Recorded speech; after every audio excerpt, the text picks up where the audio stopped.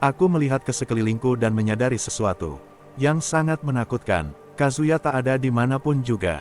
Dia menghilang. Aku mulai panik, namun kemudian aku mendengar suaranya di belakangku. Kamu sudah bangun. Aku menoleh dengan lega. Dari mana kau? Apa kau tak mendengarnya? Dia memegang sebuah batang kayu yang besar, seakan dia bersiap untuk menyerang seseorang. Apa yang kau? Set. Aku terdiam dan memfokuskan telingaku. Dia benar, aku bisa mendengar sesuatu dari kejauhan. Suara siulan, Mickey Moses March. Suaranya sungguh jernih dan indah. Namun yang kami rasakan saat mendengarnya hanyalah rasa takut. Itu, orang itu, dia mencari kita. Sekali lagi kami berlari di dalam hutan. Hari mulai terang sehingga kami bisa melihat jauh lebih baik. Kemungkinan kami tersandung berkali-kali seperti tadi malam berkurang drastis dan kecepatan kami bertambah. Kami pasti sudah berlari selama 20 menit ketika aku melihat sebuah lapangan kecil. Lapangan itu terlihat seperti tempat parkir. Akhirnya aku melihat sebuah kota di kejauhan. Jauh di balik pepohonan. Kami benar-benar berlari cukup jauh tadi malam. Kazuya mengatakan bahwa perutnya sakit dan dia perlu menggunakan kamar mandi yang berada tepat di samping tempat parkir itu.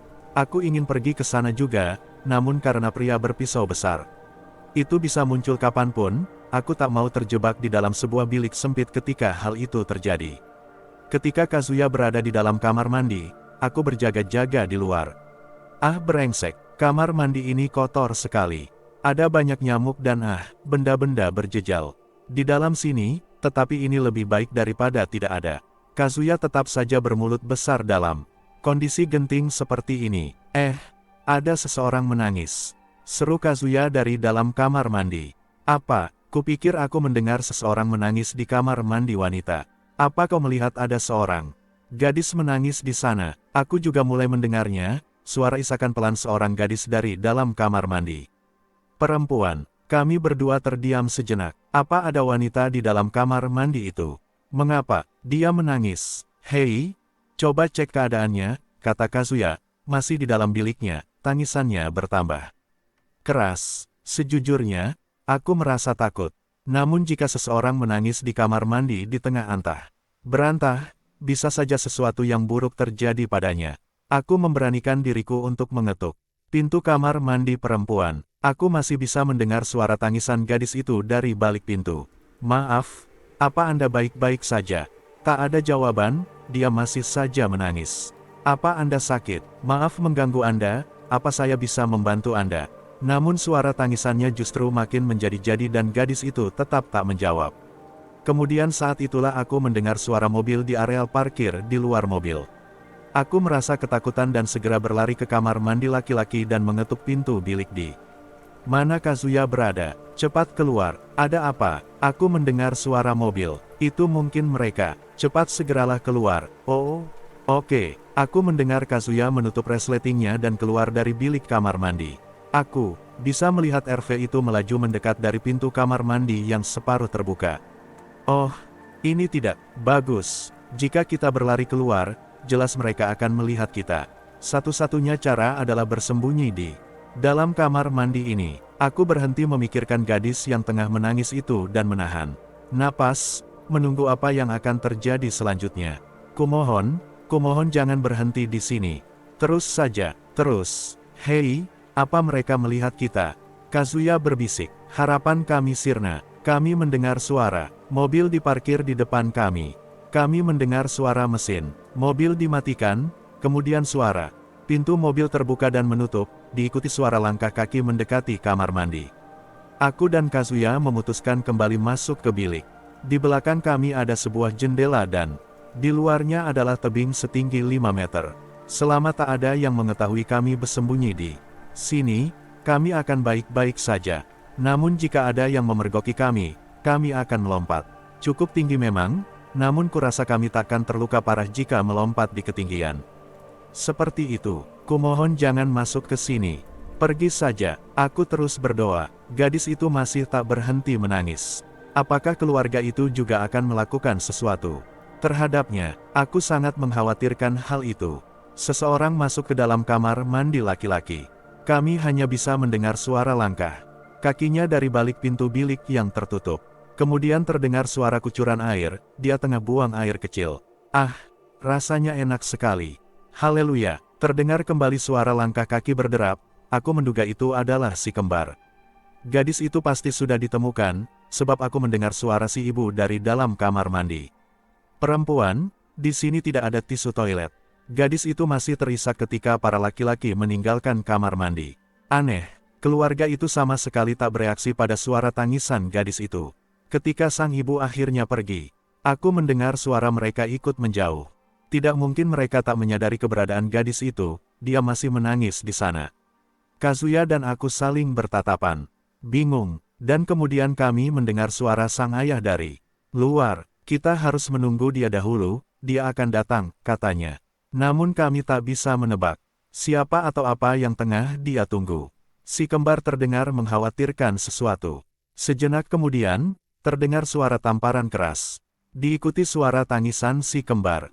Perjalanan kami telah berubah menjadi mimpi buruk.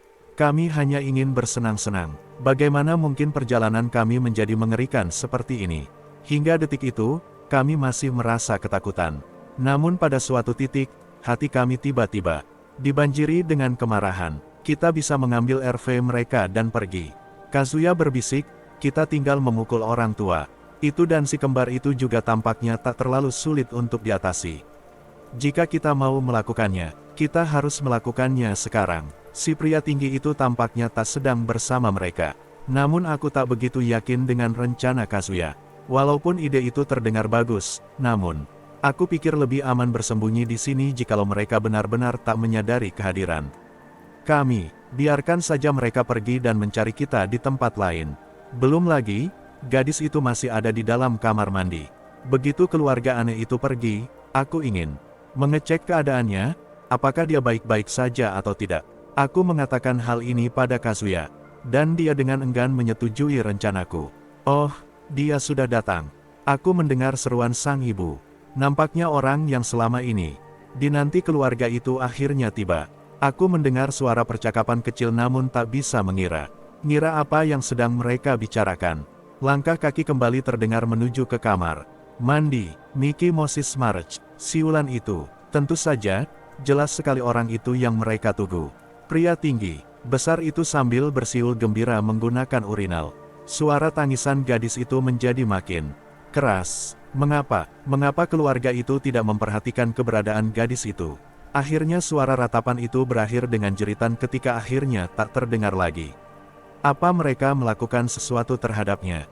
Apa mereka menemukannya? Namun bagaimana? Pria besar itu ada di dalam kamar mandi pria.